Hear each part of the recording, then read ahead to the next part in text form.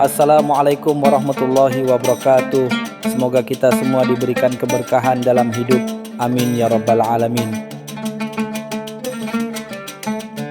Abu Nawas dan lelaki yang mengaku malaikat. Riuh rendah pasar Baghdad mendadak terhenti oleh sosok yang berdiri di atas tumpukan kurma. Jubahnya putih berkilauan, matanya mendelik ke langit, dan dengan suara menggelegar ia berujar, "Wahai penduduk Baghdad, aku adalah malaikat Ruhail, utusan dari langit ketujuh. Tuhanmu telah mengutusku membawa kabar gembira dan peringatan." Sontak para pedagang dan pembeli terpaku. Beberapa berbisik penuh takjub, yang lain saling pandang dengan dahi berkerut. Kabar tentang malaikat yang turun ke bumi secepat angin menyebar ke seluruh penjuru kota. Tidak lama kemudian, kabar ini sampai ke telinga Abu Nawas yang sedang menikmati kopi pahit di kedai langganannya. Alisnya terangkat sebelah mendengar cerita para pengunjung yang heboh. "Malaikat katamu," gumamnya sambil menyeruput kopinya. Di Baghdad ini memang segala macam keajaiban bisa muncul tiba-tiba. Mari kita lihat seberapa langit utusan ini. Rasa ingin tahu yang khas dari dirinya mulai terusik. Hari-hari berikutnya, malaikat Ruhail semakin ramai dikerubungi pengikut. Mereka terpesona dengan retorikanya yang penuh janji surga dan ancaman neraka. Lelaki itu membangun podium sederhana di tengah lapangan terbuka dan berkhotbah dengan penuh semangat. Sumbangan emas dan permata mengalir deras dari para pengikutnya yang percaya. Beberapa orang kaya bahkan berlomba-lomba menjamu sang malaikat di rumah mewah mereka. Abu Nawas mengamati fenomena ini dari kejauhan dengan senyum tipis. Ia melihat bagaimana kepolosan dan ketakutan dimanfaatkan dengan begitu piawai. Sungguh menarik, pikirnya. Manusia memang mudah terpesona dengan hal-hal yang tidak mereka pahami. Tapi kebenaran sejati biasanya lebih sederhana dan bisa diuji dengan akal sehat. Ia mulai merancang sebuah rencana sederhana untuk menguji keaslian utusan langit ini. Suatu sore, Abu Nawas memberanikan diri mendekati kerumunan pengikut malaikat Ruhail. Dengan sopan, ia meminta izin untuk bertanya. "Wahai utusan Tuhan," katanya dengan nada hormat, namun penuh intonasi menyelidik. "Hamba hanyalah seorang yang bodoh dan penuh keraguan. Bolehkah hamba mengajukan satu pertanyaan sederhana?" Sang malaikat yang sedang dikelilingi para pengikutnya menatap Abu Nawas dengan tatapan merendahkan. "Tentu saja, hai manusia fana, tanyakanlah dan dengarkanlah kebenaran yang akan kukatakan." Abu Nawas tersenyum tipis. "Jika engkau benar-benar seorang malaikat utusan dari langit ketujuh, tentu engkau tahu segala bahasa, bukan? Bisakah engkau memberitahuku apa yang sedang dipikirkan oleh lalat yang hinggap di hidung saudaraku di sana?" Pertanyaan sederhana itu sontak membuat kerumunan terdiam. Sang malaikat tertegun. Wajahnya yang tadinya penuh keyakinan, kini menunjukkan sedikit kegugupan.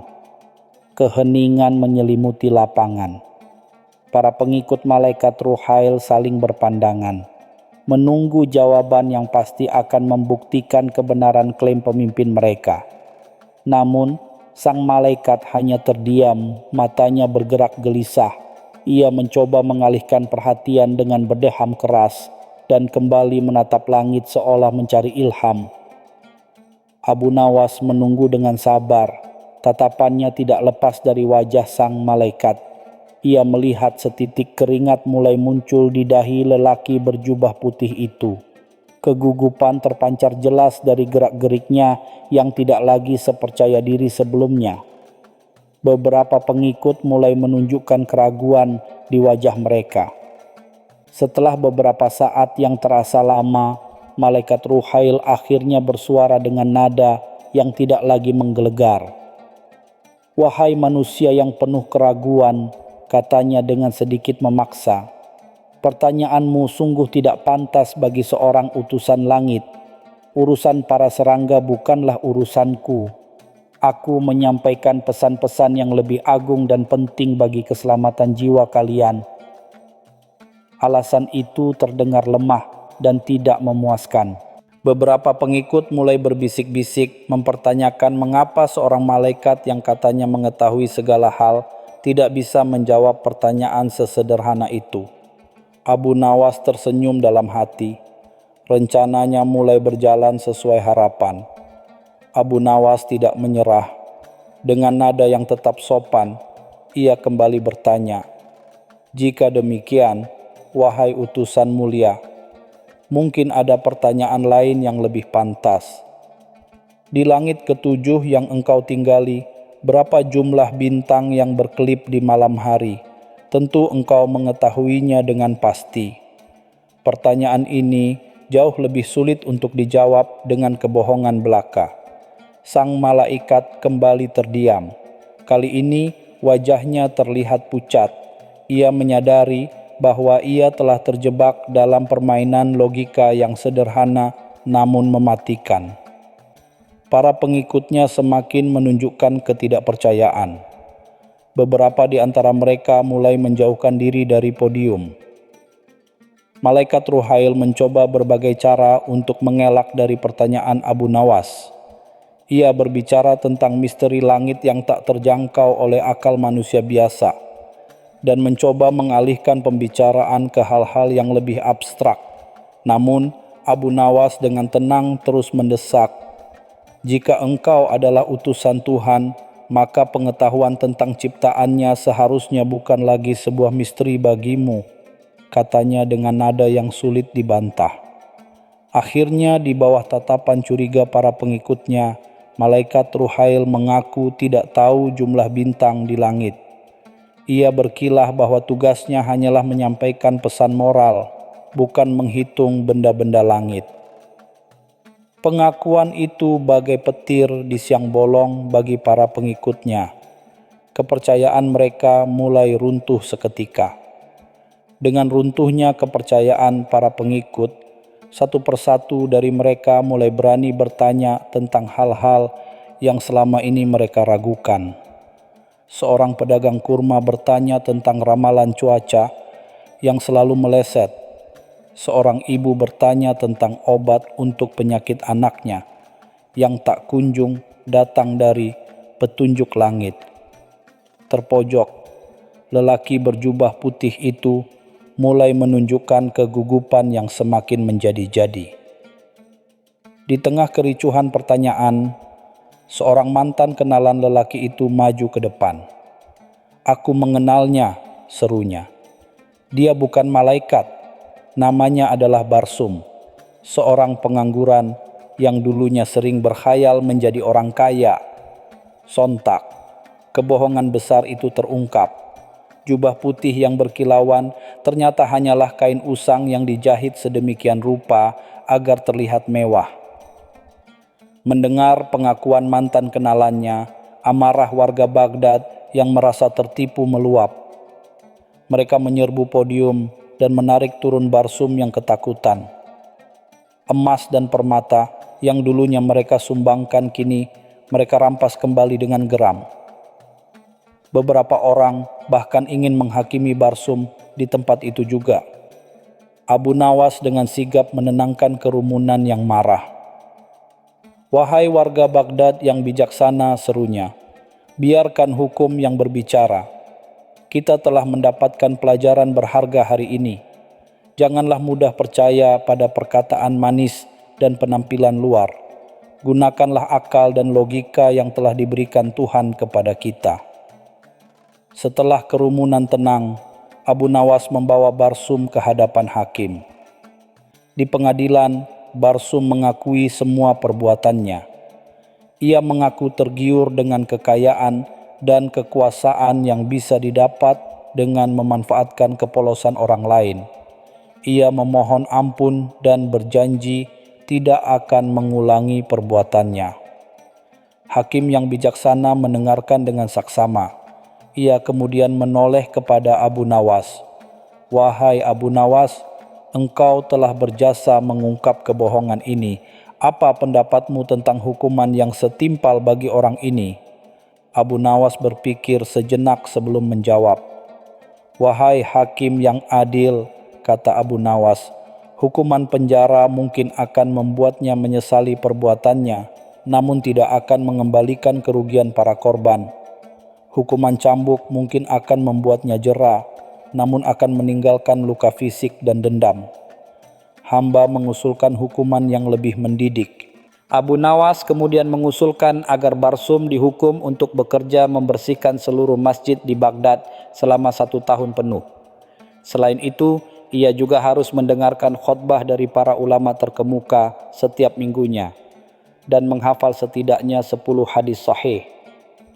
Dengan hukuman ini, jelas Abu Nawas, ia akan belajar tentang kerendahan hati, kejujuran, dan ajaran agama yang sebenarnya. Semoga ini bisa membersihkan hatinya dari keserakahan dan kebohongan. Hakim terkesan dengan usulan Abu Nawas yang cerdas dan mendidik. Ia memutuskan untuk menerima usulan tersebut. Barsum dengan wajah tertunduk menerima hukumannya. Para warga Baghdad yang menyaksikan persidangan merasa puas dengan keadilan yang ditegakkan. Mereka menyadari bahwa hukuman tidak hanya harus menghukum pelaku, tetapi juga memberikan pelajaran yang berharga. Sejak saat itu, kisah tentang malaikat Ruhail menjadi pelajaran berharga bagi seluruh penduduk Baghdad. Mereka menjadi lebih berhati-hati dalam mempercayai perkataan orang lain dan selalu menggunakan akal sehat dalam menilai segala sesuatu. Nama Abu Nawas semakin harum sebagai sosok yang cerdik, jujur, dan selalu membela kebenaran dengan logika dan humornya. Setelah menjalani hukuman selama 1 tahun, Barsum keluar dari masjid dengan wajah yang berbeda. Ia tidak lagi mengenakan jubah putih yang mencolok, tetapi pakaian sederhana dan bersih. Ia tampak lebih tenang dan rendah hati. Selama masa hukumannya, ia benar-benar mendengarkan khotbah para ulama dan berusaha memahami ajaran agama dengan lebih baik. Beberapa warga yang dulu menjadi korbannya melihat perubahan pada diri Barsum. Mereka melihat kesungguhan dalam penyesalannya dan mulai memberikan kesempatan kedua. Barsum kemudian bekerja sebagai penjaga kebersihan di salah satu pasar, pekerjaan yang sederhana namun halal. Suatu hari Barsum memberanikan diri menemui Abu Nawas di kedainya. Dengan rasa malu dan tulus, ia mengucapkan terima kasih atas hukuman yang telah diberikan. "Wahai Tuan Abu Nawas," katanya, "hukuman yang Anda usulkan ternyata lebih berharga daripada hukuman penjara atau cambuk. Saya belajar banyak tentang agama, tentang kejujuran, dan tentang bagaimana hidup dengan cara yang benar." Abu Nawas tersenyum dan menepuk bahu Barsum. Setiap manusia berhak atas kesempatan untuk berubah menjadi lebih baik. Yang terpenting adalah adanya kemauan dan usaha untuk memperbaiki diri. Semoga engkau bisa menjadi contoh bagi yang lain. Beberapa bekas pengikut Barsum yang melihat pertemuan itu terharu dan akhirnya memaafkan Barsum sepenuhnya. Cerita selanjutnya. Abu Nawas dan raja yang ingin naik ke langit. Di istana megah Baghdad, Khalifah Harun ar-Rasyid tengah dilanda kegelisahan yang tak biasa. Bukan urusan negara yang rumit, bukan pula intrik para pembesar istana, melainkan sebuah mimpi yang terus menghantuinya. Dalam lelapnya, sang khalifah bermimpi dirinya terbang tinggi menembus awan, melintasi bintang-bintang, hingga mencapai langit ketujuh. Sebuah pengalaman yang begitu nyata dan indah hingga membuatnya terobsesi untuk mewujudkannya di dunia nyata. Pagi harinya, sang khalifah mengumpulkan para penasihat kerajaan, para ulama terkemuka, dan para ahli nujum istana. Dengan wajah berseri namun penuh tekad, ia menceritakan mimpinya yang agung. "Wahai para bijaksana," sabda khalifah, "semalam aku bermimpi menggapai langit. Aku ingin kalian membantuku mewujudkan impian ini. Kita akan membangun sebuah alat yang akan membawaku terbang ke sana." Sontak, ruangan itu dipenuhi bisikan keheranan. Para penasihat saling pandang dengan wajah penuh keraguan. Para ulama berdeham mencoba mencari dalil yang relevan. Sementara para ahli nujum menatap langit-langit istana seolah mencari petunjuk di sana. Tak ada satupun yang berani menyuarakan ketidakmungkinan ide sang khalifah secara langsung. Mereka tahu betul betapa murkanya seorang penguasa jika keinginannya dibantah. Di tengah kebingungan itu, seorang prajurit memberanikan diri menyampaikan sebuah usulan. "Paduka yang mulia," katanya dengan gugup, "hamba dengar di sudut pasar ada seorang pria bernama Abu Nawas. Kabarnya akalnya cerdik dan idenya selalu tak terduga. Mungkin ia bisa memberikan solusi untuk keinginan paduka." Khalifah yang sedang diliputi semangat tinggi langsung menyetujui usulan tersebut. "Bawa Abu Nawas kemari, sekarang juga," titahnya dengan penuh harap. Tak lama kemudian, Abu Nawas yang sedang asyik menyeruput kopi di kedai langganannya terkejut dengan kedatangan beberapa pengawal kerajaan. Dengan sedikit bingung namun tetap santai, ia mengikuti mereka menuju istana. Sesampainya di hadapan khalifah, Abu Nawas menyimak dengan seksama cerita tentang mimpi sang penguasa yang ingin terbang ke langit. Setelah khalifah selesai bercerita dengan mata berbinar, Abu Nawas tampak berpikir sejenak sambil menggaruk-garuk kepalanya yang tidak gatal. Kemudian dengan senyum khasnya yang penuh misteri, ia berkata, "Paduka yang mulia, mimpi adalah jendela jiwa. Keinginan paduka sungguh mulia dan menunjukkan betapa tinggi cita-cita paduka. Hamba yakin dengan sedikit akal dan usaha, impian ini pasti bisa terwujud." Ucapan Abu Nawas ini disambut dengan lega oleh para hadirin, terutama sang khalifah yang wajahnya kembali cerah. Mendengar persetujuan Abu Nawas, Khalifah Harun ar-Rasyid sangat gembira. Ia segera memerintahkan para pekerja terbaik kerajaan untuk membantu Abu Nawas mewujudkan rencananya. Abu Nawas mulai memberikan instruksi yang terdengar aneh, namun disampaikan dengan penuh keyakinan. Ia meminta untuk dikumpulkan ribuan kulit domba yang besar dan kuat. Kulit-kulit itu kemudian dijahit menjadi balon raksasa yang sangat besar. Para pekerja istana saling berbisik keheranan melihat bahan-bahan yang tidak lazim untuk sebuah pesawat terbang. Beberapa di antara mereka bahkan diam-diam mencibir ide Abu Nawas. Namun mereka tidak berani membantah perintah khalifah yang sudah terlanjur terpesona dengan janji-janji Abu Nawas. Sementara itu, Abu Nawas dengan wajah serius terus memberikan arahan, sesekali terlihat mengukur dan menghitung sesuatu yang tidak jelas.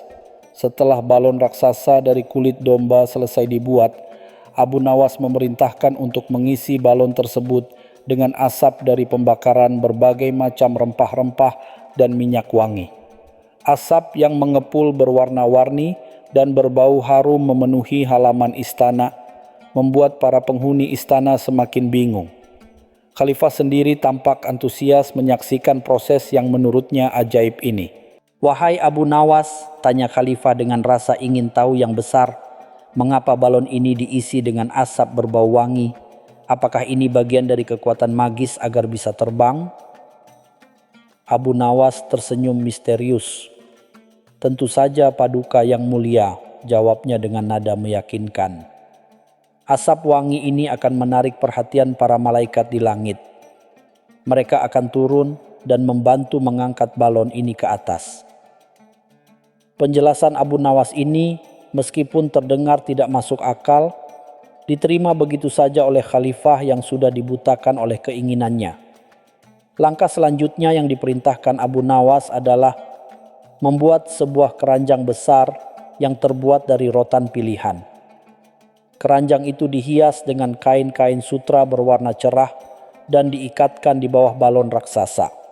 Khalifah sendiri sangat bersemangat membantu proses pemasangan keranjang tersebut. Ia membayangkan dirinya duduk dengan nyaman di dalam keranjang mewah itu, melayang tinggi menuju langit. Para penasihat kerajaan hanya bisa menggeleng-gelengkan kepala melihat tingkah laku sang khalifah yang semakin aneh. Mereka khawatir Abu Nawas hanya memanfaatkan keinginan sang penguasa untuk tujuan yang tidak jelas. Namun, tak ada satupun yang berani menghentikan proyek ambisius ini. Mereka hanya bisa berharap agar rencana Abu Nawas tidak berakhir dengan bencana. Tibalah hari yang dinanti-nantikan, hari di mana balon raksasa itu akan diuji coba. Seluruh penghuni istana dan sebagian besar warga Baghdad berkumpul di lapangan luas di depan istana. Mereka penasaran sekaligus bertanya-tanya, bagaimana mungkin seorang manusia bisa terbang ke langit hanya dengan balon kulit domba dan asap wangi. Khalifah Harun al-Rashid tampak sangat antusias mengenakan pakaian kebesarannya dan berdiri di dekat keranjang rotan yang sudah siap. Abu Nawas dengan tenang memberikan aba-aba kepada para pekerja untuk melepaskan tali yang menahan balon. Perlahan namun pasti, balon raksasa itu mulai terangkat ke udara. Sorak-sorai dan tepuk tangan membahana dari kerumunan orang yang menyaksikan pemandangan yang tidak biasa itu. Khalifah melambaikan tangan dengan gembira dari bawah, merasa mimpinya sebentar lagi akan menjadi kenyataan. Namun, kegembiraan itu tidak berlangsung lama. Baru beberapa puluh meter mengudara, balon raksasa itu mulai oleng tidak karuan. Angin bertiup kencang dan menerpa balon kulit domba yang besar dan ringan itu. Balon itu berputar-putar tak terkendali, membuat keranjang rotan di bawahnya bergoyang-goyang hebat. Khalifah yang berada di bawah tampak panik dan berteriak-teriak ketakutan. Abu Nawas yang sedari tadi hanya mengamati dari kejauhan, kini tampak tersenyum tipis. Ia sudah memperkirakan bahwa balon sebesar itu tidak akan stabil di udara. Tujuannya memang bukan untuk benar-benar menerbangkan khalifah ke langit, melainkan untuk memberikan pelajaran yang berharga. Tiba-tiba, salah satu bagian kulit domba pada balon itu robek. Asap wangi mulai keluar dengan deras, dan balon itu semakin kehilangan daya angkatnya. Dengan cepat, balon itu meluncur turun kembali ke tanah dengan kecepatan yang cukup tinggi. Kerumunan orang yang tadinya bersorak-sorai kini berteriak histeris melihat kejadian yang menakutkan itu. Untungnya balon itu jatuh di atas tumpukan jerami yang sudah disiapkan Abu Nawas sebelumnya. Khalifah selamat tanpa luka sedikit pun, meskipun wajahnya tampak pucat pasi dan penuh debu. Ia keluar dari keranjang rotan dengan langkah lunglai, menatap balon kulit domba yang kini tergeletak lemas di tanah. Khalifah Harun al-Rashid, meskipun selamat dari kecelakaan itu, tampak sangat kecewa dan marah. Ia menghampiri Abu Nawas dengan wajah masam. Abu Nawas, apa-apaan ini? Kau bilang kau bisa menerbangkanku ke langit, tapi yang terjadi justru aku hampir celaka, bentak Khalifah dengan nada tinggi. Abu Nawas dengan tenang menjawab, Paduka yang mulia, hamba tidak pernah menjanjikan Paduka akan benar-benar sampai ke langit. Hamba hanya mengatakan akan berusaha mewujudkan impian Paduka. Dan lihatlah, Paduka memang telah terbang meskipun tidak setinggi yang Paduka bayangkan. Jawaban Abu Nawas ini membuat Khalifah semakin geram. Alasanmu tidak masuk akal, Abu Nawas, seru Khalifah. Kau hanya mempermainkanku. Aku adalah seorang khalifah, penguasa seluruh Baghdad. Bagaimana bisa kau berani melakukan ini? Abu Nawas menundukkan kepalanya sedikit, namun matanya tetap menatap Khalifah dengan tatapan yang sulit diartikan. Paduka yang mulia, kata Abu Nawas dengan suara lembut namun penuh makna. Seorang penguasa memang memiliki kekuasaan yang tinggi di bumi. Namun, setinggi apapun kekuasaan itu, ia tetaplah seorang manusia biasa yang terikat dengan hukum alam. Angan-angan untuk menggapai langit secara fisik mungkin hanya akan berakhir seperti balon kulit domba ini, mengembang sesaat lalu jatuh kembali ke tanah. Sindiran halus Abu Nawas mulai menyentuh hati para penasihat kerajaan yang sedari awal meragukan ide sang khalifah. Mereka saling bertukar pandang, menyadari kebenaran dalam ucapan Abu Nawas. Khalifah sendiri tampak terdiam, mencoba mencerna kata-kata Abu Nawas. Maksudmu, aku tidak seharusnya memiliki mimpi setinggi itu? Tanya Khalifah dengan nada yang lebih rendah. Abu Nawas menjawab dengan bijak. Bermimpi setinggi langit itu baik, Paduka. Itu menunjukkan ambisi dan semangat untuk mencapai sesuatu yang besar. Namun, kita juga harus memiliki pijakan yang kuat di bumi, agar mimpi itu tidak hanya menjadi khayalan belaka yang justru membahayakan diri sendiri dan orang lain. Setelah merenungkan kata-kata Abu Nawas, Khalifah Harun al-Rashid mulai menyadari kesalahannya. Ia memang terlalu terbawa oleh mimpinya tanpa mempertimbangkan batas-batas kenyataan.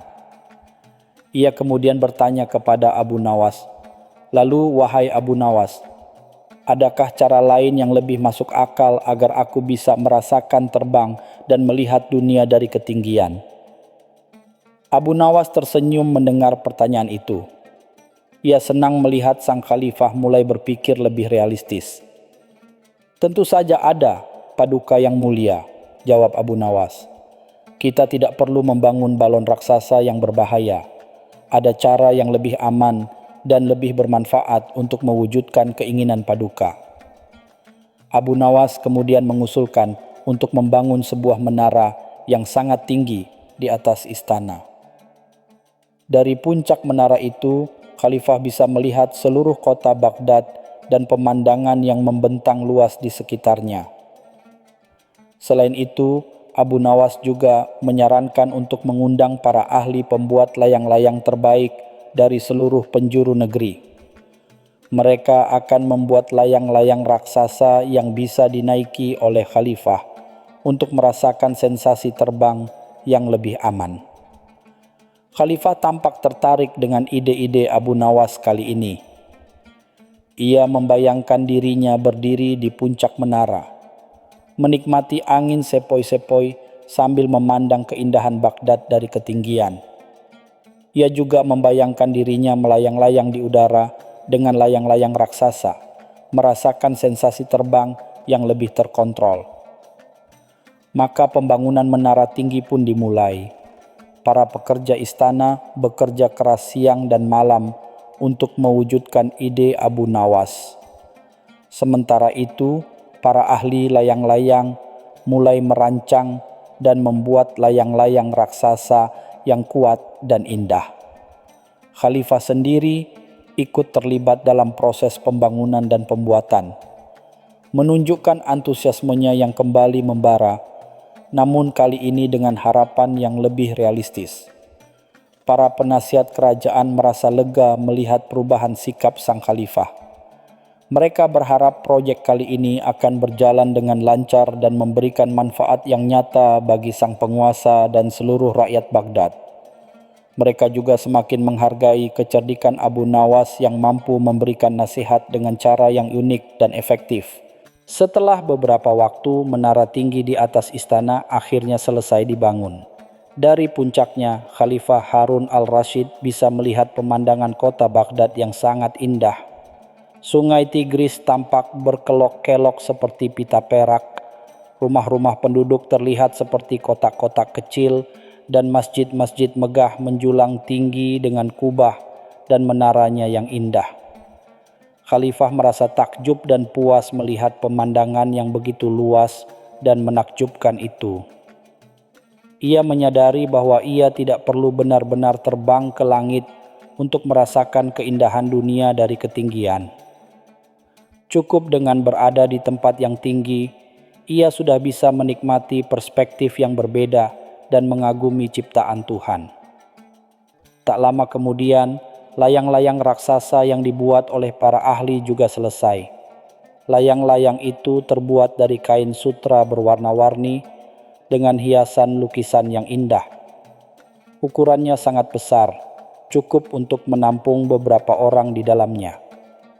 Khalifah dengan didampingi beberapa pengawal dan Abu Nawas mencoba menaiki layang-layang itu.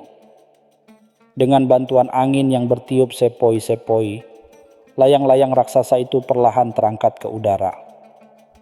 Khalifah tertawa riang merasakan sensasi melayang-layang di angkasa.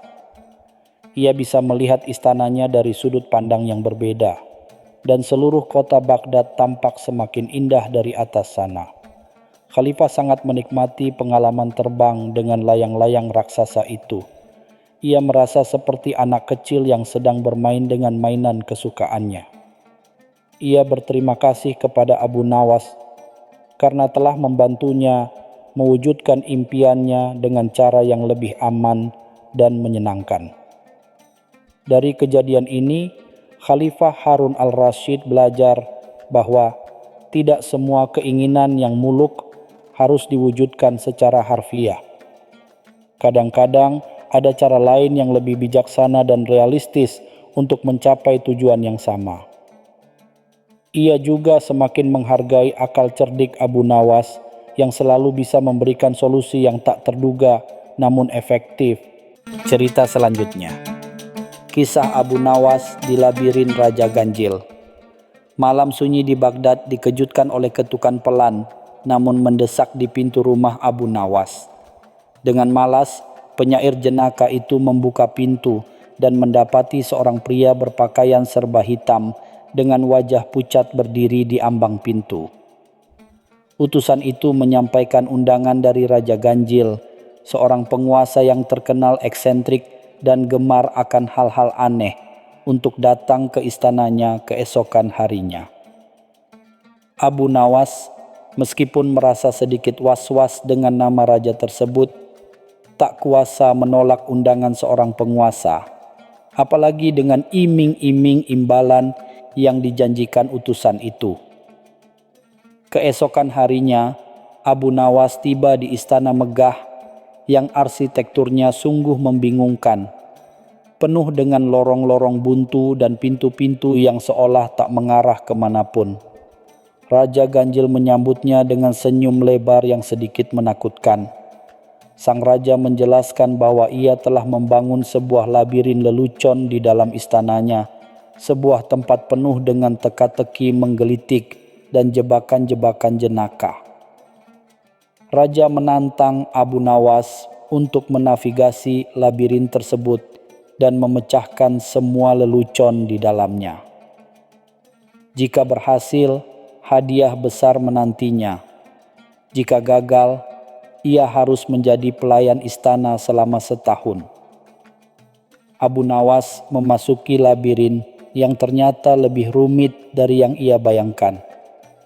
Di setiap sudut terdapat hal-hal aneh, lukisan-lukisan yang bergerak sendiri, patung-patung yang tiba-tiba bersuara, dan lantai yang bergoyang tanpa alasan. Di hadapannya kini berdiri 3 buah pintu kayu yang tampak identik. Tiba-tiba, salah satu pintu tertawa terbahak-bahak, suaranya menggema di seluruh lorong. Abu Nawas mengerutkan kening, menyadari bahwa ia harus memilih pintu yang tepat berdasarkan suara tawa itu. Ia mendekati pintu yang tertawa dan mengamatinya dengan seksama. Tidak ada engsel yang berkarat atau mekanisme tersembunyi yang tampak. Abu Nawas mencoba mengetuk pintu itu, dan tawa itu semakin keras, seolah mengejek kebingungannya. Dengan akal cerdiknya, Abu Nawas menyadari bahwa tawa itu pasti memiliki makna. Ia mencoba menirukan berbagai macam suara tawa, dari tawa mengejek hingga tawa riang. Ketika ia menirukan suara tawa seorang anak kecil yang sedang digelitik, pintu itu tiba-tiba terbuka, memperlihatkan lorong selanjutnya. Setelah melewati beberapa lorong yang penuh dengan ilusi optik yang menggelikan, Abu Nawas tiba di sebuah ruangan dengan 3 buah cermin yang tergantung di dinding. Masing-masing cermin memantulkan bayangan yang berbeda. Cermin pertama memantulkan bayangan Abu Nawas yang sangat kurus, cermin kedua memantulkan bayangan yang sangat gemuk, dan cermin ketiga memantulkan bayangan dirinya yang sebenarnya.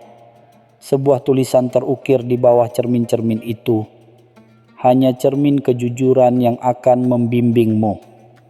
Abu Nawas mengamati ketiga bayangan itu dengan seksama. Ia tahu bahwa Raja Ganjil adalah seorang yang eksentrik, namun menjunjung tinggi kejujuran, meskipun dalam bentuk yang aneh. Ia merenung sejenak, mengingat semua lelucon dan teka-teki yang telah ia pecahkan sebelumnya. Akhirnya, dengan yakin, ia melangkah mendekati cermin yang memantulkan bayangan dirinya yang sebenarnya.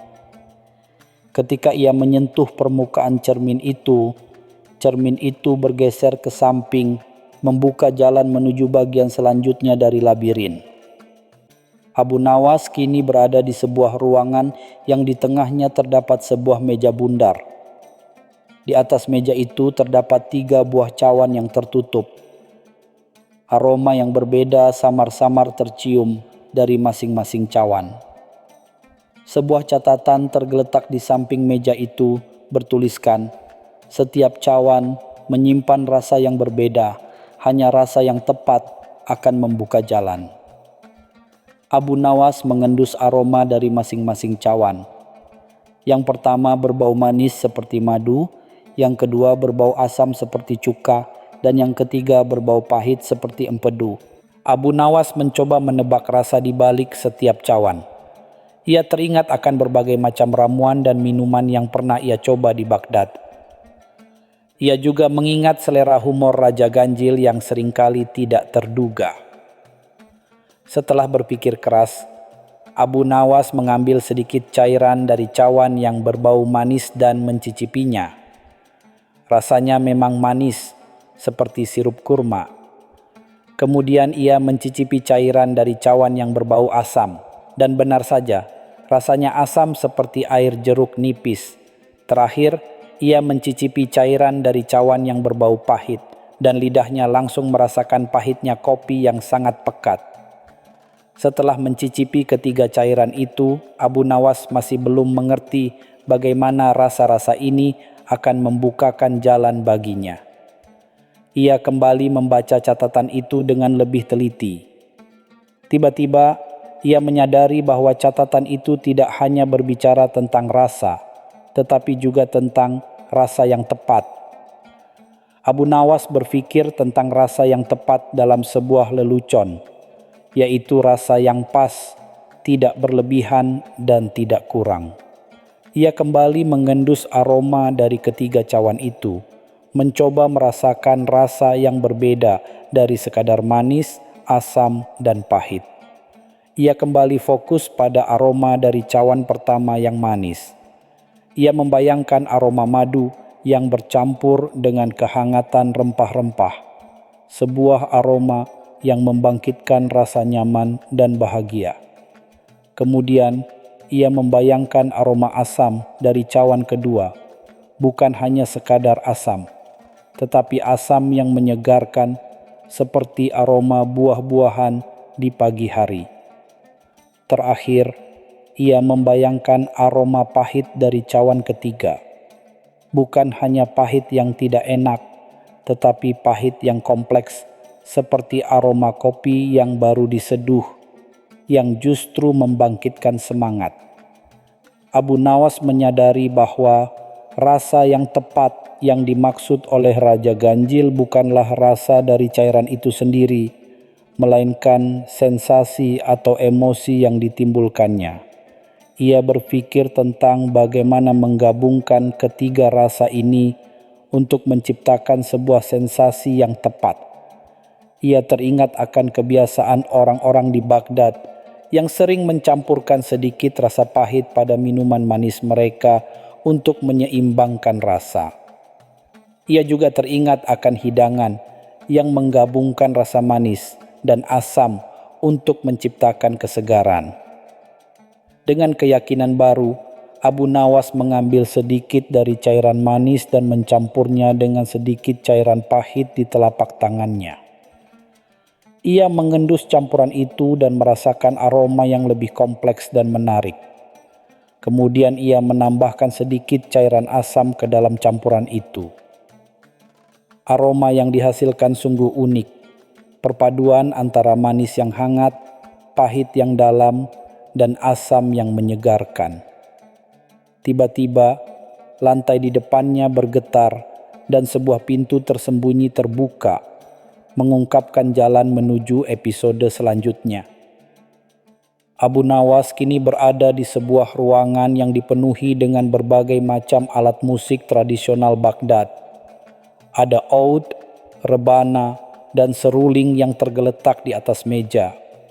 Tidak ada seorang pun di ruangan itu, namun terdengar suara melodi samar-samar dari suatu tempat. Di dinding tergantung sebuah lukisan yang menggambarkan 3 orang musisi sedang memainkan ketiga alat musik tersebut secara bersamaan. Di bawah lukisan itu tertulis, "Harmoni yang tepat akan membuka pendengaranmu." Abu Nawas mendekati meja dan mengamati ketiga alat musik itu. Ia mengambil oud dan memetik beberapa senarnya, menghasilkan suara yang merdu namun terputus-putus.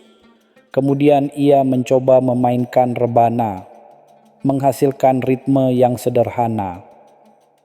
Terakhir, ia meniup seruling, menghasilkan nada yang melengking.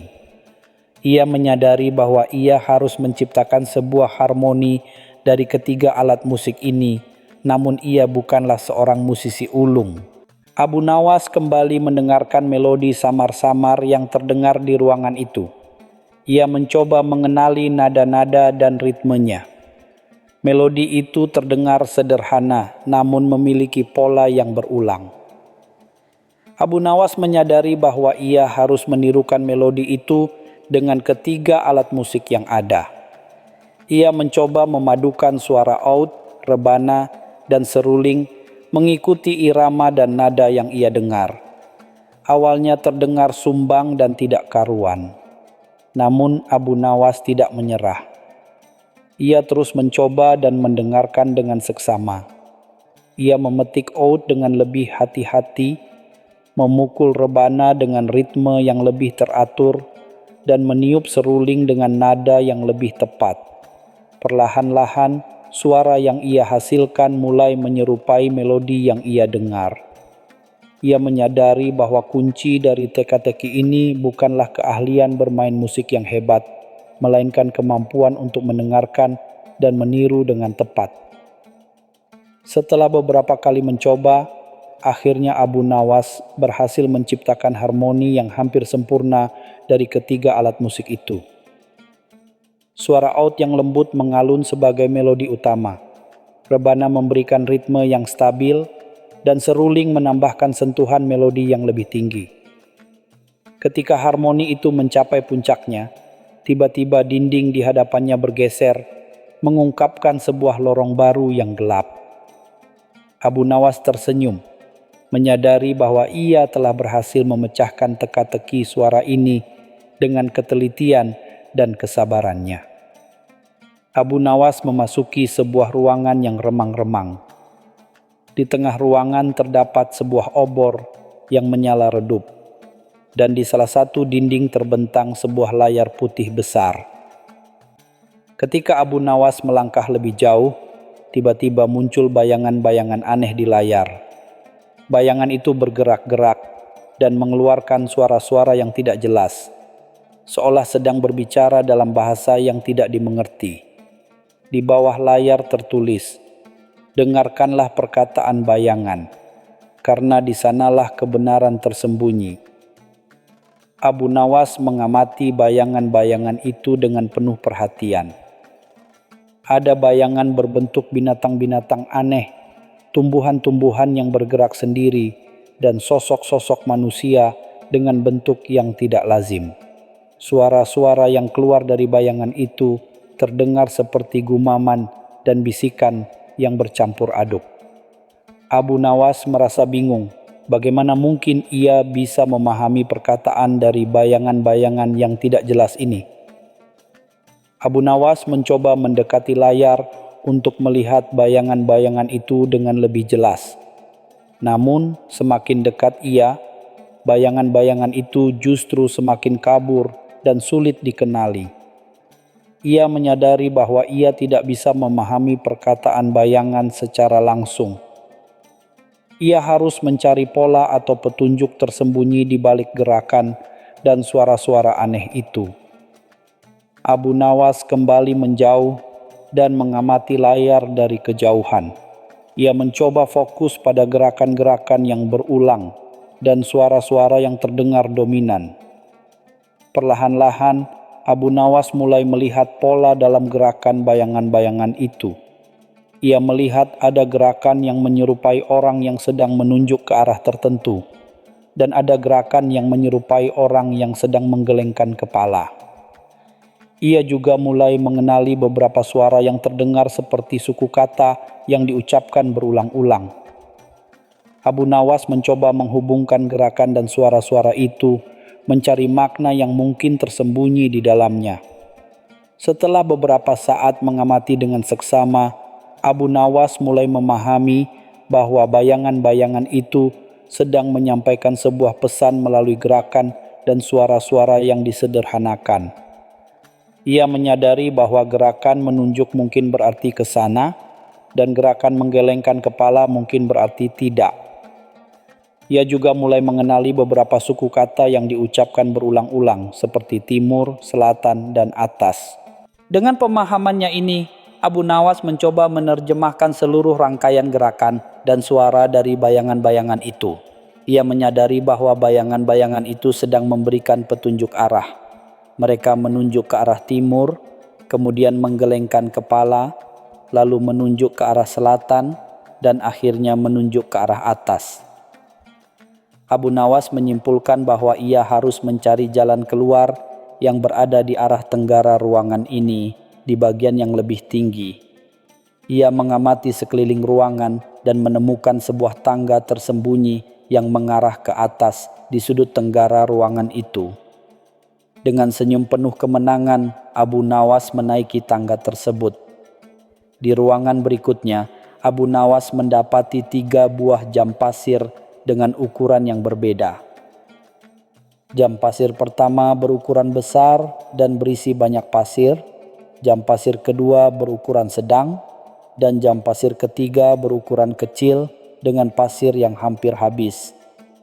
Di samping jam-jam pasir itu terdapat sebuah catatan yang berbunyi, "Waktu terus berjalan, namun hanya waktu yang tepat yang akan membukakan jalan." Di dinding ruangan tergantung sebuah jam besar yang menunjukkan pukul 3 sore. Abu Nawas mengamati ketiga jam pasir itu dan jam dinding. Ia merasa bingung. Apa hubungan antara ketiga jam pasir ini dengan waktu yang ditunjukkan oleh jam dinding? Apakah ia harus membalik salah satu jam pasir pada waktu tertentu? Atau apakah ia harus menunggu hingga salah satu jam pasir habis?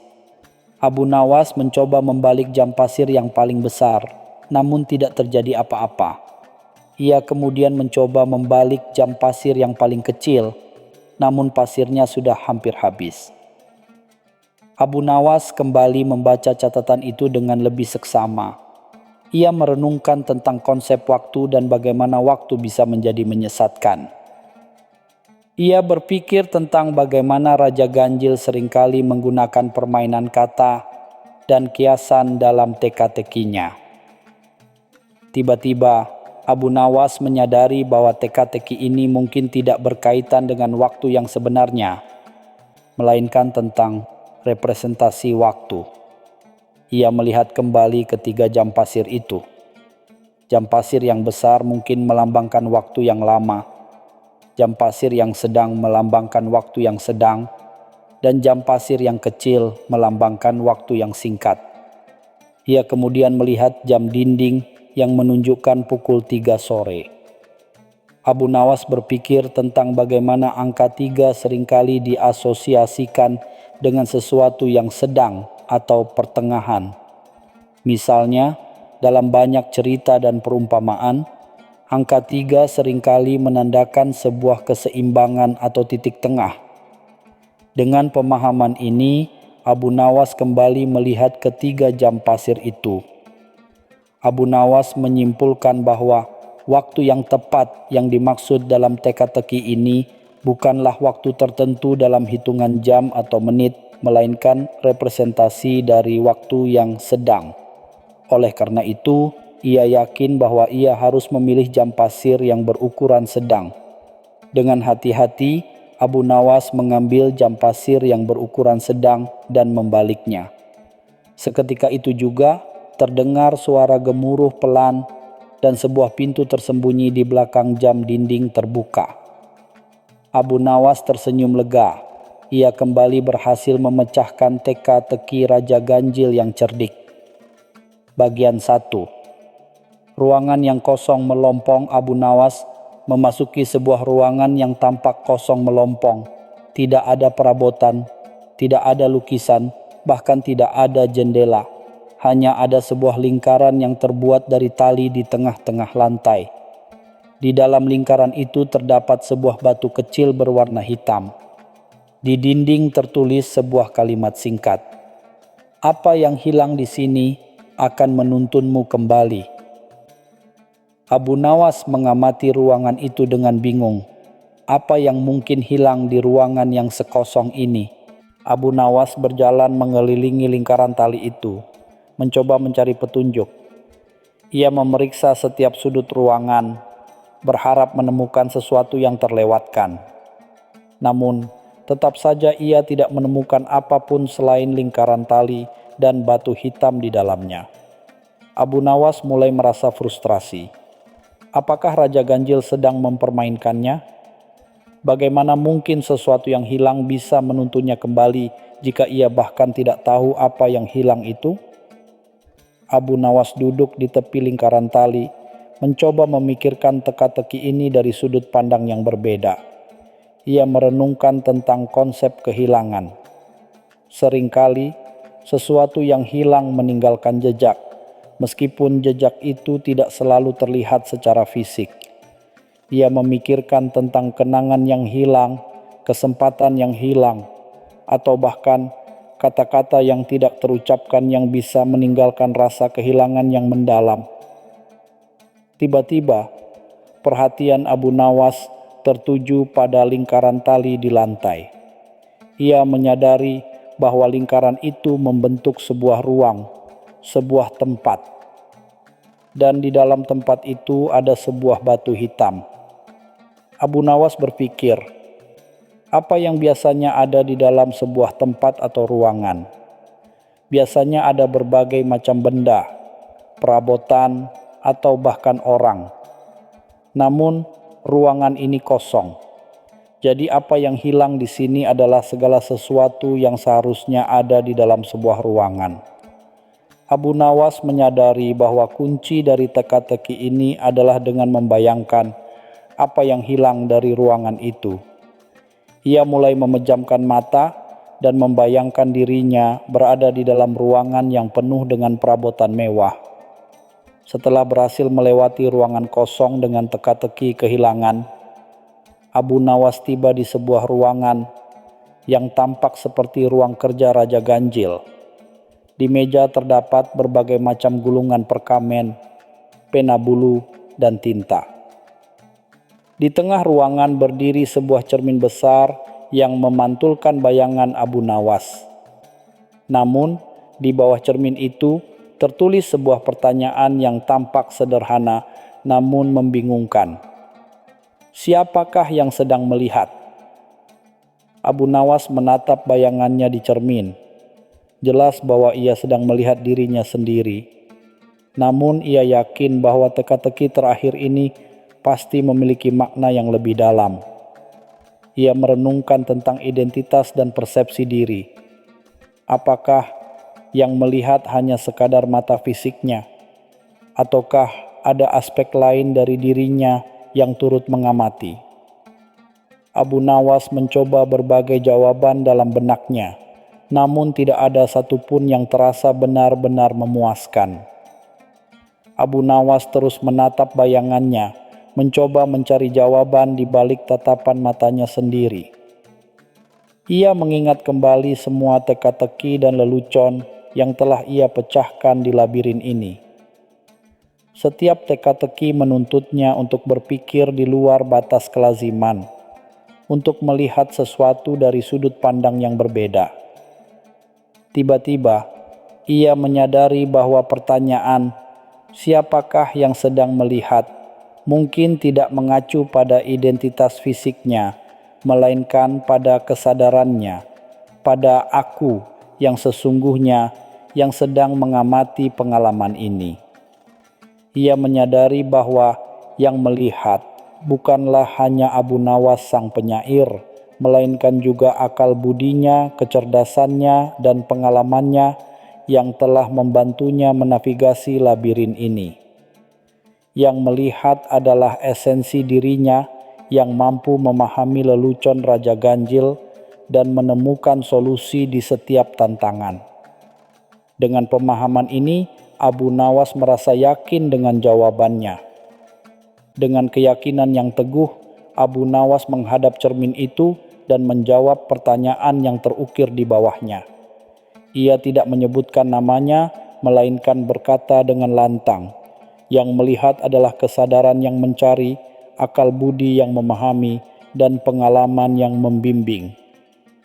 Seketika itu juga, cermin itu berputar, mengungkapkan sebuah pintu rahasia yang mengarah keluar dari labirin. Abu Nawas melangkah keluar dari pintu itu dan mendapati dirinya kembali berada di hadapan Raja Ganjil yang kini tersenyum lebar dengan ekspresi kagum. Raja memuji kecerdikan Abu Nawas yang berhasil memecahkan semua teka-teki di labirin leluconnya. Sesuai janjinya, Raja Ganjil memberikan Abu Nawas hadiah yang sangat besar. Sebuah peti berisi koin emas yang berkilauan dan sebuah gulungan perkamen berisi kumpulan lelucon-lelucon raja yang paling jenaka. Abu Nawas menerima hadiah itu dengan senang hati, menyadari bahwa kecerdasan dan akalnya sekali lagi telah membawanya pada keberuntungan yang tak terduga. Ia pun meninggalkan istana Raja Ganjil dengan senyum lebar, siap untuk kembali menghibur Baghdad dengan kisah petualangannya yang unik ini. Cerita selanjutnya. Kebodohan adalah penjara tanpa dinding. Suatu pagi yang cerah di Baghdad, Abu Nawas melihat seorang saudagar kaya sedang berselisih dengan pelayannya di pasar hewan. Rupanya, keledai kesayangan saudagar itu menolak untuk bergerak maju meskipun sudah ditarik dan dicambuk. Abu Nawas dengan senyum liciknya mendekati mereka. "Tuan saudagar," katanya dengan nada penuh rasa ingin tahu, "mengapa Anda terlihat begitu frustrasi dengan hewan yang tampak begitu cerdas ini?" Saudagar itu menghela napas panjang. "Cerdas katamu? Dia ini keras kepala bukan main. Sudah berbagai cara aku coba, tetap saja dia tidak mau beranjak. Padahal kemarin dia sangat patuh." Abu Nawas mengamati keledai itu sejenak, lalu tertawa kecil. "Mungkin keledai ini terlalu pintar untuk diperintah dengan cara biasa, Tuan. Barangkali dia merasa Anda tidak tahu arah yang benar." Saudagar itu mengerutkan kening. "Apa maksudmu, Abu Nawas?" Abu Nawas menjawab dengan nada misterius, "Cobalah berbalik arah dan berjalanlah menjauh dari tujuanmu. Lihat apa yang terjadi." Meskipun ragu, saudagar itu mengikuti saran Abu Nawas. Ajaibnya, keledai itu langsung bergerak mengikuti langkah tuannya yang berjalan menjauh. Para penonton di pasar pun tertawa melihat pemandangan aneh itu. Merasa dipermainkan, saudagar itu kembali menghadap Abu Nawas. "Kau mempermainkanku, Abu Nawas. Sekarang bagaimana caranya agar keledai ini mau kembali ke arah yang benar?" Abu Nawas menjawab dengan tenang, "Itulah masalahnya, Tuan. Kebodohan seringkali membuat kita bergerak menjauhi tujuan kita, bahkan ketika kita merasa sudah bertindak benar. Keledai ini hanya mencerminkan betapa mudahnya kita tersesat dalam keyakinan yang salah." Saudagar itu terdiam, mencoba mencerna perkataan Abu Nawas. Meskipun merasa sedikit kesal, ia menyadari ada benarnya juga. Seringkali, kekerasan kepala dan keengganan untuk melihat dari sudut pandang lain justru menjauhkan seseorang dari solusi yang sebenarnya. Abu Nawas tersenyum melihat perubahan ekspresi saudagar itu. "Ingatlah, Tuan," kata Abu Nawas sambil berlalu, "kebodohan adalah penjara tanpa dinding. Kita mengurung diri kita sendiri di dalamnya dengan keyakinan yang salah dan penolakan untuk belajar." Saudagar itu hanya bisa menggeleng-gelengkan kepala sambil menuntun keledainya yang kini berjalan dengan patuh ke arah yang benar. Peristiwa ini membuat Abu Nawas semakin tergelitik untuk mengamati berbagai bentuk kebodohan lain yang membelenggu akal sehat manusia di sekitarnya. Beberapa hari kemudian, saat Abu Nawas sedang menikmati kopi di sebuah kedai dekat masjid, ia mendengar perdebatan sengit dari dalam majelis ilmu. Seorang alim terkemuka, yang kebetulan adalah kenalan saudagar keledai yang baru ia temui, dikenal dengan jubahnya yang mewah dan pengetahuannya yang luas. Namun seperti yang didengar Abu Nawas, ia juga terkenal dengan sikapnya yang angkuh dan enggan menerima pendapat orang lain. Abu Nawas memutuskan untuk masuk dan mengamati lebih dekat. Ia mengajukan sebuah pertanyaan sederhana yang membuat sang alim terdiam. Sang alim berusaha keras menyembunyikan kebingungannya di balik jubah kebanggaannya. Ia berputar-putar dalam argumen yang rumit dan berbelit-belit, namun tak kunjung menemukan jawaban yang memuaskan. Abu Nawas hanya tersenyum tipis melihat kepanikan yang berusaha disembunyikan oleh sang alim. Ia teringat akan keledai si saudagar yang juga keras kepala karena merasa lebih tahu. Setelah majelis bubar, Abu Nawas mendekati sang alim dengan nada hormat namun menusuk. "Tuan Guru yang mulia," katanya, "jubah Anda sungguh indah dan berkilau. Namun sayang sekali jika keindahan luarnya menutupi kegelapan di dalamnya. Ilmu yang sejati adalah cahaya yang menerangi, bukan dinding yang membatasi." Sang alim terkejut mendengar perkataan Abu Nawas. Ia merasa tersindir dengan telak. Selama ini ia terlalu fokus pada pengakuan dan penghormatan orang lain, sehingga lupa untuk terus belajar dan membuka diri terhadap ide-ide baru. Jubah kebanggaannya ternyata telah menjadi penjara yang membatasi wawasannya. Sama seperti kekerasan kepala keledai telah membatasi langkah saudagar. Malam itu, sang alim merenungkan perkataan Abu Nawas. Ia menyadari betapa benarnya kata-kata itu. Kebodohan yang paling berbahaya adalah kebodohan yang dibungkus dengan kesombongan dan penolakan untuk belajar. Sejak saat itu, sang alim mulai membuka diri terhadap diskusi dan pendapat orang lain. Ia melepaskan jubah kebanggaannya dan menggantinya dengan kerendahan hati seorang pencari ilmu sejati. Kabar perubahan sang alim ini sampai ke telinga saudagar keledai, yang mulai berpikir bahwa mungkin ada lebih banyak kebodohan di dunia ini daripada yang ia sadari. Beberapa minggu kemudian, saat Abu Nawas sedang berjalan-jalan di sekitar rumah-rumah mewah di Baghdad, ia mendengar keluhan para tetangga tentang seorang saudagar kaya raya yang tinggal di sana. Saudagar ini yang ternyata adalah kenalan dari saudagar keledai dan sang alim yang baru bertobat, terkenal dengan kekayaannya yang melimpah, namun juga dengan sifat pelitnya yang luar biasa. Ia hidup dalam kemewahan seorang diri, takut berbagi sedikit pun hartanya dengan orang lain. Abu Nawas merasa perlu untuk memberikan pelajaran kepada orang yang terperangkap dalam penjara kekayaannya sendiri ini. Abu Nawas mendatangi rumah saudagar itu dengan pakaian lusuh dan wajah memelas. Ia berpura-pura menjadi seorang musafir yang kehabisan bekal dan meminta sedikit bantuan. Namun, saudagar itu dengan kasar mengusirnya tanpa belas kasihan sedikit pun. Persis seperti keledai yang menolak bergerak tanpa alasan yang jelas. Dan seperti sang alim yang menolak kebenaran di balik jubahnya. Malam itu, saudagar itu bermimpi aneh. Dalam mimpinya, ia melihat dirinya terkurung dalam sebuah peti emas yang besar. Meskipun peti itu penuh dengan harta yang berkilauan, ia merasa sesak dan tidak bisa bernapas.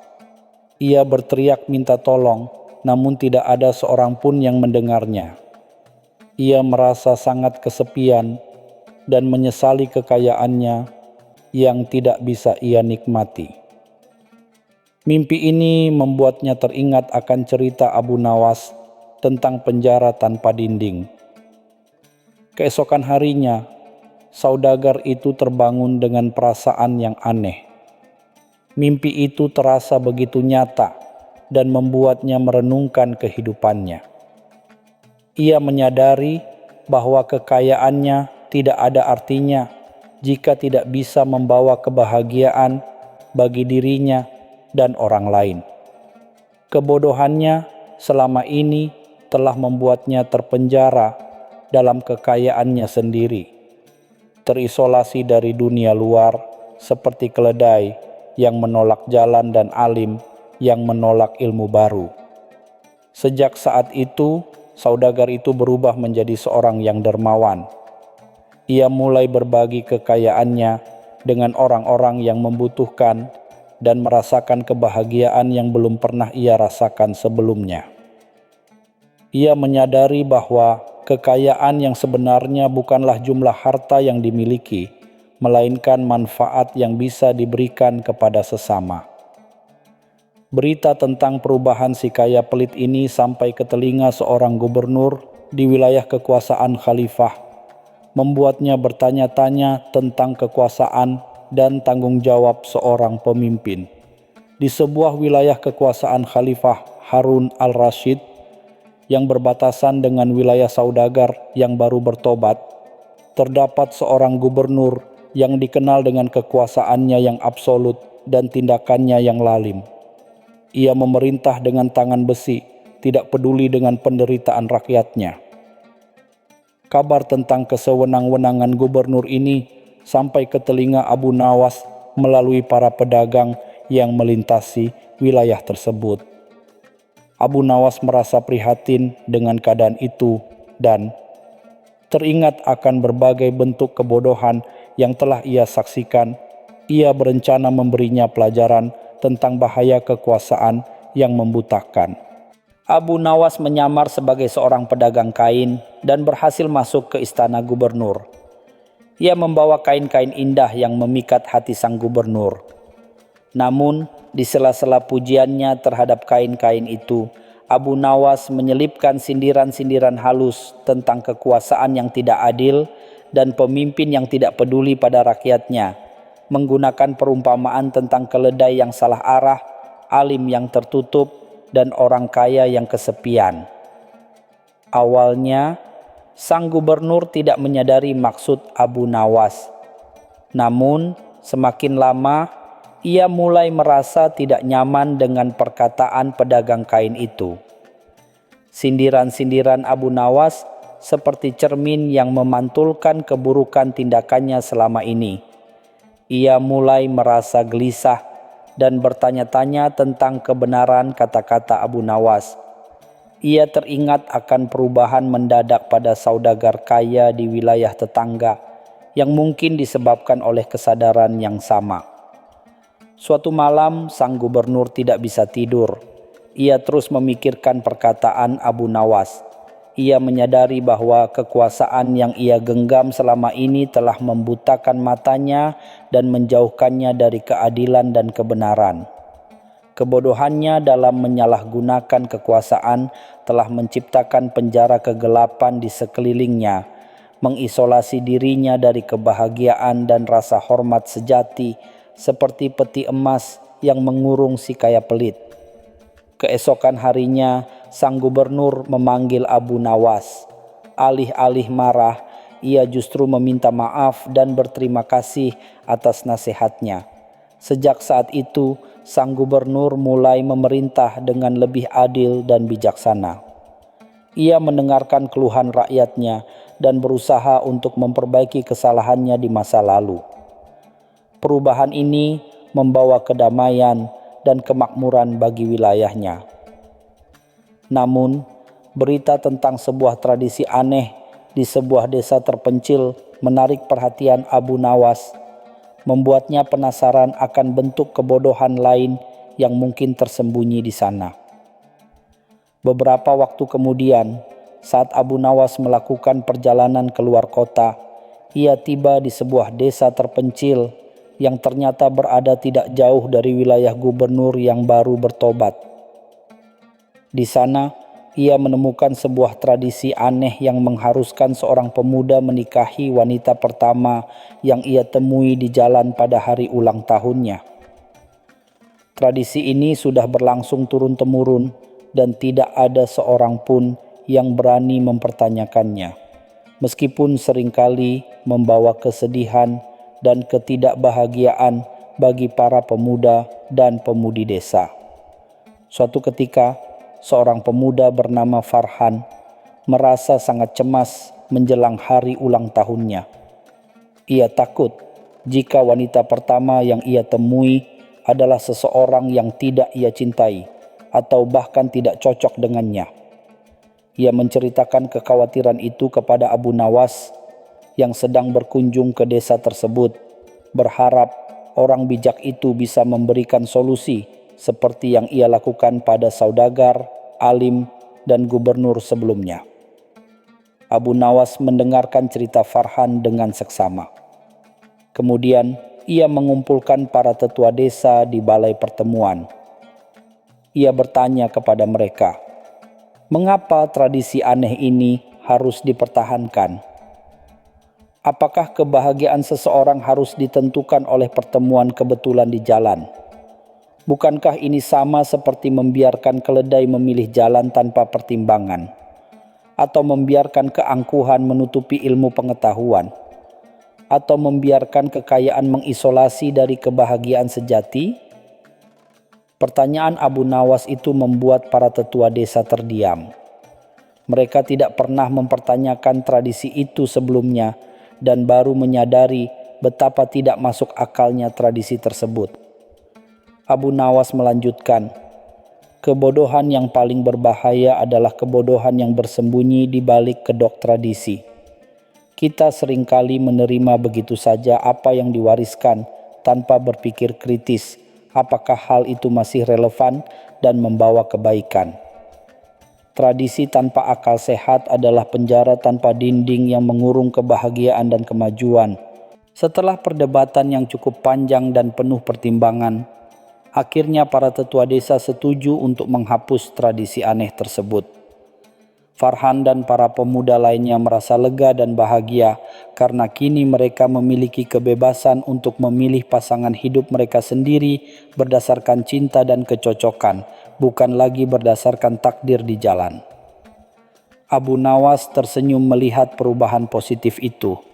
Ia telah melihat berbagai bentuk penjara kebodohan dan bagaimana akal sehat serta keberanian untuk mempertanyakannya dapat membebaskan manusia menuju kehidupan yang lebih baik dan lebih bermakna. Perjalanannya kali ini menegaskan keyakinannya bahwa kebodohan adalah penjara tanpa dinding, dan kunci untuk membukanya adalah ilmu pengetahuan, kerendahan hati, kedermawanan, keadilan, dan akal sehat. Dan cerita selanjutnya, orang yang tidak menghargai nikmat akan kehilangan segalanya. Pangeran Badruddin, putra Khalifah Harun al-Rasyid yang terkenal, sedang dalam suasana hati yang buruk. Ia duduk di taman istana yang indah, dikelilingi oleh bunga-bunga yang bermekaran dan air mancur yang gemericik, namun wajahnya tetap masam. Sungguh membosankan hidup di istana ini, keluhnya kepada seorang pelayan setia. Setiap hari pemandangannya sama, makanannya sama, bahkan hiburannya pun terasa hambar. Pelayan itu hanya bisa menunduk, tidak berani menyanggah perkataan sang pangeran. Ia tahu betul bahwa Badruddin seringkali merasa jenuh dan tidak bahagia meskipun hidup bergelimang kemewahan. Sang pangeran selalu mencari sesuatu yang baru dan berbeda. Namun sayangnya, ia kurang bisa menghargai apa yang sudah dimilikinya. Kabar tentang keluhan Pangeran Badruddin akhirnya sampai ke telinga Khalifah Harun al-Rasyid. Sang Khalifah, seorang pemimpin yang bijaksana dan penyayang, merasa prihatin dengan kondisi putranya. Ia berpikir keras mencari cara agar Badruddin bisa belajar menghargai nikmat yang telah diberikan Allah Subhanahu wa Ta'ala. Aku harus melakukan sesuatu, gumam Khalifah sambil mengelus janggutnya. Mungkin Abu Nawas bisa membantuku. Maka Khalifah segera memanggil Abu Nawas ke istana. Setelah mendengar cerita tentang keluhan Pangeran Badruddin, Abu Nawas tersenyum licik. Paduka yang mulia, katanya dengan nada penuh keyakinan, hamba punya sebuah rencana yang insya Allah akan membuka mata hati sang pangeran. Khalifah pun mendengarkan dengan penuh antusias ide cemerlang dari penyair jenaka itu. Khalifah Harun al-Rasyid kemudian memberikan perintah rahasia kepada beberapa pengawal kepercayaannya. Laksanakan tugas ini dengan sebaik-baiknya, dan jangan sampai Pangeran Badruddin mengetahuinya. Titah Khalifah dengan suara pelan namun tegas. Para pengawal itu mengangguk patuh dan segera bergegas menjalankan perintah sang Khalifah. Sementara itu, Abu Nawas tampak menyusun rencana selanjutnya dengan senyum misterius di wajahnya. Keesokan paginya, Pangeran Badruddin terbangun dengan perasaan aneh. Kamarnya yang mewah dan penuh dengan perabotan mahal tampak berbeda. Beberapa lukisan indah di dinding menghilang, permadani Persia yang lembut di lantai juga lenyap, dan bahkan tempat tidurnya terasa lebih keras dari biasanya. Apa yang terjadi? Gumam Badruddin dengan bingung sambil mengusap matanya. Ia mengira sedang bermimpi buruk. Namun, ketika ia bangkit dan berjalan keluar kamar, keanehan itu semakin terasa. Lorong-lorong istana yang biasanya ramai dengan pelayan tampak sepi. Hiasan-hiasan emas dan perak yang berkilauan juga tidak terlihat lagi. Pangeran Badruddin mulai merasa khawatir dan bertanya-tanya apa gerangan yang sedang terjadi di istana. Dengan langkah gontai, Pangeran Badruddin menuju ruang makan. Biasanya meja makan istana akan dipenuhi dengan berbagai hidangan lezat dan mewah. Namun pagi itu, pemandangan yang ia lihat sangat berbeda. Hanya ada beberapa potong roti keras dan segelas air putih di atas meja. "Di mana semua makanan?" tanya Badruddin kepada seorang pelayan yang tampak murung. Pelayan itu menjawab dengan nada lesu, "Maafkan hamba, Pangeran. Sejak semalam banyak barang-barang berharga di istana ini hilang. Kami juga tidak tahu apa penyebabnya. Bahan makanan pun ikut berkurang." Pangeran Badruddin terkejut mendengar penjelasan pelayan itu. Ia mulai merasakan ketidaknyamanan dan kelaparan yang belum pernah ia alami sebelumnya. Berita tentang hilangnya barang-barang berharga dan berkurangnya persediaan makanan dengan cepat menyebar ke seluruh istana. Para pelayan dan pengawal tampak panik dan saling bertanya-tanya. Suasana yang biasanya tenang dan megah berubah menjadi kacau dan penuh kecemasan. Pangeran Badruddin yang biasanya hanya menikmati kemewahan, kini ikut merasakan dampak dari situasi yang tidak terduga ini. Ia mulai menyadari betapa berharganya kenyamanan dan kemudahan yang selama ini ia nikmati. Pangeran Badruddin tidak bisa tinggal diam melihat kekacauan di istana. Rasa ingin tahunya semakin besar dan ia bertekad untuk mencari tahu apa yang sebenarnya terjadi. Ia mulai berjalan-jalan di sekitar istana, mencoba mencari petunjuk atau jejak yang bisa menjelaskan hilangnya barang-barang dan berkurangnya makanan.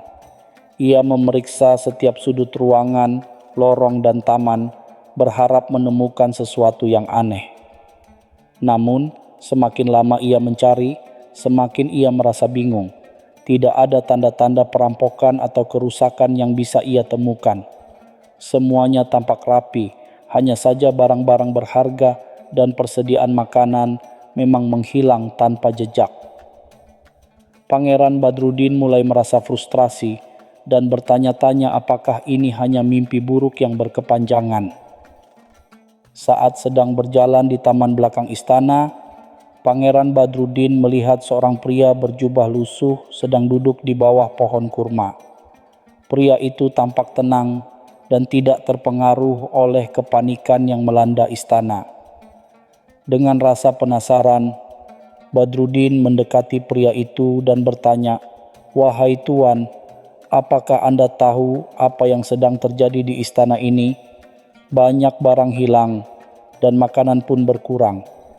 Pria berjubah itu menatap Pangeran Badruddin dengan tatapan yang sulit diartikan. "Anak muda," jawabnya dengan suara pelan, "kadang-kadang kita baru menyadari betapa berharganya sesuatu ketika kita kehilangannya. Mungkin ini adalah cara Allah Subhanahu wa Ta'ala untuk mengingatkan kita agar selalu bersyukur atas nikmat yang telah diberikan." Pangeran Badruddin terdiam mendengar perkataan pria itu. Ada sesuatu dalam kata-katanya yang membuatnya merenung. Sebelum Pangeran Badruddin sempat bertanya lebih lanjut, pria berjubah itu bangkit dan berjalan pergi tanpa mengucapkan sepatah kata pun. Badruddin hanya bisa menatap kepergiannya dengan bingung. Namun, saat ia melihat ke tempat pria itu duduk tadi, ia menemukan sebuah koin emas yang tergeletak di tanah. Koin itu tampak berbeda dari koin-koin emas yang biasa ia lihat di istana. Di permukaannya terukir sebuah kalimat yang membuatnya terkejut. "Hargailah apa yang kamu miliki sebelum kamu kehilangannya." Pangeran Badruddin menggenggam koin itu erat-erat. Ia merasa ini adalah sebuah petunjuk penting. Terinspirasi oleh koin emas misterius itu, Pangeran Badruddin memutuskan untuk mencari tahu dari mana koin itu berasal. Ia menunjukkan koin itu kepada beberapa pelayan dan pengawal, namun tidak ada satupun dari mereka yang pernah melihat koin serupa. Akhirnya, ia memutuskan untuk keluar dari istana dan bertanya kepada orang-orang di Baghdad. Ini adalah pertama kalinya Pangeran Badruddin keluar dari lingkungan istana yang serba mewah dan aman. Ia menyamar sebagai seorang pemuda biasa dan berjalan-jalan di pasar, bertanya kepada para pedagang dan penduduk tentang koin emas itu. Awalnya tidak ada yang mengenali koin tersebut. Namun, setelah beberapa hari mencari, ia bertemu dengan seorang pedagang tua yang tampak terkejut melihat koin itu. "Ini adalah koin dari desa Al-Hikmah," kata pedagang itu dengan nada heran. "Sudah lama sekali saya tidak melihat koin seperti ini." Pangeran Badruddin sangat gembira mendengar informasi dari pedagang tua itu. Tanpa membuang waktu, ia segera mencari tahu arah menuju desa Al-Hikmah. Perjalanan menuju desa itu ternyata tidak mudah. Ia harus melewati jalanan yang berdebu dan panas, serta beristirahat di tempat-tempat yang sederhana. Selama perjalanan, ia merasakan bagaimana sulitnya hidup di luar istana. Ia harus berjuang untuk mendapatkan makanan dan tempat berteduh. Pengalaman ini membuatnya semakin menghargai kemudahan yang selama ini ia nikmati di istana. Setelah beberapa hari, Pangeran Badruddin akhirnya tiba di desa Al-Hikmah. Desa itu tampak sederhana namun damai. Ia melihat orang-orang bekerja keras di ladang dan saling membantu satu sama lain. Ia merasa ada suasana kehangatan dan kebersamaan yang belum pernah ia rasakan sebelumnya di istana. Di desa Al-Hikmah, Pangeran Badruddin bertanya kepada penduduk tentang koin emas itu. Akhirnya, ia bertemu dengan seorang lelaki tua yang bijak dan dihormati di desa tersebut. Lelaki tua itu tersenyum melihat koin emas di tangan Badruddin. Koin ini adalah simbol dari pelajaran yang sangat penting, kata lelaki tua itu. Pelajaran tentang menghargai setiap nikmat yang telah diberikan Allah Subhanahu wa Ta'ala. Pangeran Badruddin merasa tertarik dan meminta lelaki tua itu untuk menjelaskan lebih lanjut. Lelaki tua itu kemudian menceritakan tentang kehidupan di desa Al-Hikmah. Meskipun sederhana, penduduk desa itu hidup bahagia dan berkecukupan. Mereka bekerja keras mengolah tanah, beternak, dan membuat kerajinan tangan.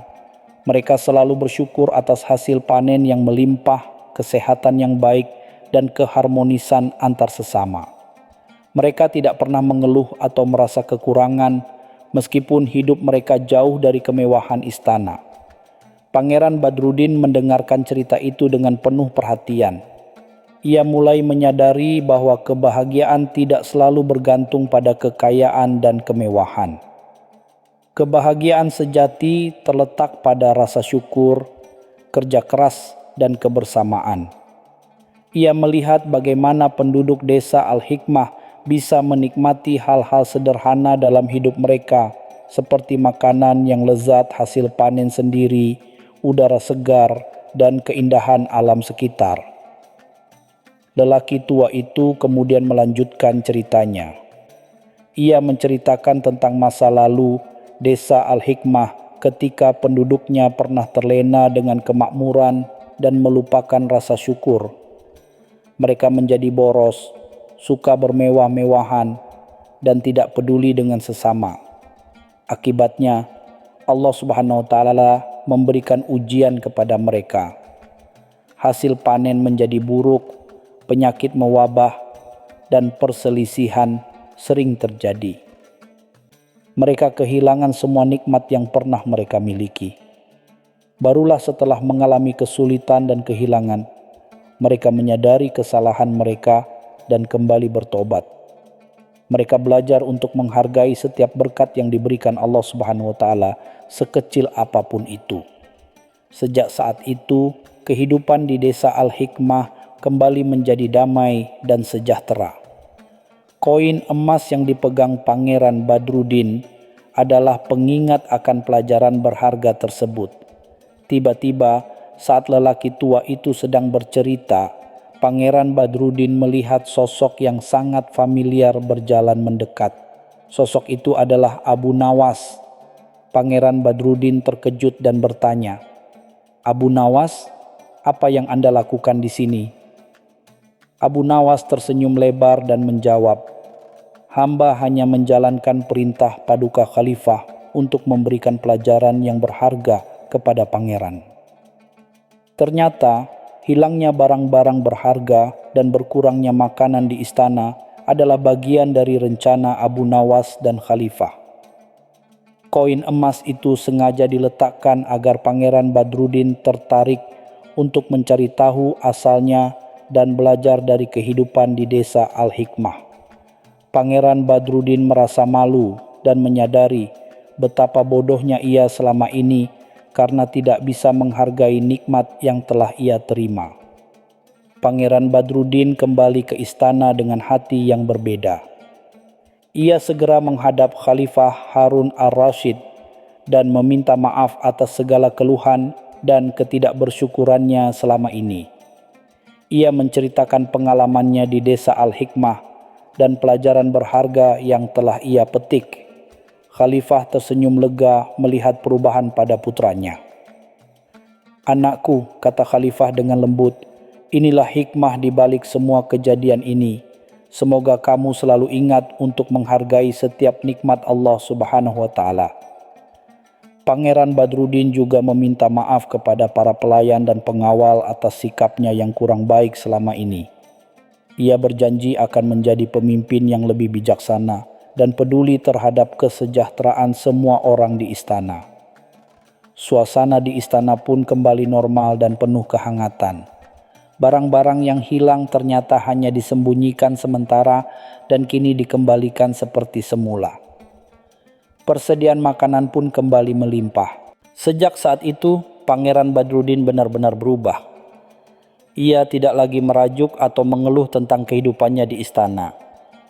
Ia mulai belajar untuk menikmati hal-hal sederhana seperti berjalan-jalan di taman, menikmati hidangan lezat, dan berinteraksi dengan para pelayan dan pengawal. Ia juga sering mengunjungi perpustakaan istana untuk menambah pengetahuannya dan berdiskusi dengan para ulama dan cendekiawan. Pangeran Badruddin juga menjadi lebih peduli terhadap rakyatnya. Ia sering menyamar sebagai rakyat biasa dan berkeliling kota Baghdad untuk melihat langsung kondisi kehidupan mereka. Ia mendengarkan keluhan mereka dan berusaha membantu memecahkan masalah yang mereka hadapi. Khalifah Harun al-Rashid sangat bangga dengan perubahan positif pada putranya. Sebagai rasa terima kasih atas pelajaran berharga yang telah diberikan kepada putranya, Khalifah Harun al-Rashid memberikan hadiah yang istimewa kepada Abu Nawas. Hadiah itu berupa sekantung penuh dirham emas dan sebuah jubah kehormatan yang indah. Abu Nawas menerima hadiah itu dengan senang hati, namun tetap dengan rendah hati. "Paduka yang mulia," katanya sambil tersenyum, "hamba hanya menjalankan tugas untuk kebaikan pangeran dan seluruh rakyat Baghdad." Khalifah tertawa mendengar jawaban Abu Nawas yang selalu penuh dengan kerendahan hati namun juga jenaka. Ia tahu bahwa di balik kecerdasan dan kelicikan Abu Nawas tersimpan hati yang baik dan niat yang tulus untuk membantu sesama. Kisah tentang Pangeran Badruddin dan pelajaran tentang menghargai nikmat pun menjadi cerita yang melegenda di Baghdad, diceritakan dari generasi ke generasi. Pangeran Badruddin tumbuh menjadi seorang pemimpin yang bijaksana dan dicintai oleh rakyatnya. Ia tidak pernah melupakan pelajaran berharga yang ia dapatkan dari pengalamannya di desa Al-Hikmah. Ia selalu berusaha untuk menghargai setiap nikmat yang telah diberikan Allah Subhanahu wa Ta'ala, baik besar maupun kecil. Ia juga mengajarkan kepada anak-anaknya tentang pentingnya bersyukur dan tidak menyia-nyiakan apa yang telah mereka miliki. Kisah tentang hilangnya barang-barang di istana dan perjalanan Pangeran Badruddin ke desa Al-Hikmah menjadi pengingat bagi seluruh penduduk Baghdad tentang pentingnya menghargai nikmat. Mereka belajar bahwa kekayaan dan kemewahan bukanlah jaminan kebahagiaan dan bahwa rasa syukur adalah kunci untuk hidup yang berkecukupan dan damai. Abu Nawas tetap menjadi sosok yang dihormati dan dicintai di Baghdad. Kecerdasannya, humornya, dan kemampuannya memberikan nasihat yang bijak menjadikannya teladan bagi banyak orang. Ia terus menggunakan kepandaiannya untuk membantu khalifah dan rakyatnya, selalu dengan cara yang unik dan menghibur. Kisah-kisah tentang Abu Nawas terus beredar dan menjadi bagian dari kekayaan budaya Baghdad. Meskipun seringkali terlihat jenaka dan suka bermain-main, Abu Nawas memiliki hati yang tulus dan selalu berusaha untuk menyampaikan kebaikan. Ia mengajarkan bahwa pelajaran hidup yang paling berharga seringkali datang dari pengalaman yang tidak terduga dan dari orang-orang yang mungkin terlihat sederhana. Kisah tentang Pangeran Badruddin yang belajar menghargai nikmat dan peran Abu Nawas dalam memberikan pelajaran itu terus dikenang hingga kini. Hikmah yang terkandung di dalamnya tetap relevan untuk setiap zaman dan setiap orang. Bahwa sesungguhnya orang yang tidak menghargai nikmat yang telah diberikan akan kehilangan semuanya. Rasa syukur adalah kunci untuk mempertahankan dan menambah nikmat tersebut. Kisah ini menjadi pengingat bahwa kebahagiaan sejati tidak terletak pada seberapa banyak harta yang kita miliki, tetapi pada seberapa besar rasa syukur yang ada di hati kita. Dan terkadang kita perlu kehilangan sesuatu untuk menyadari betapa berharganya sesuatu itu bagi kita. Pelajaran dari Baghdad ini terus bergema, mengajarkan kita untuk selalu bersyukur dan menghargai setiap anugerah dalam hidup kita.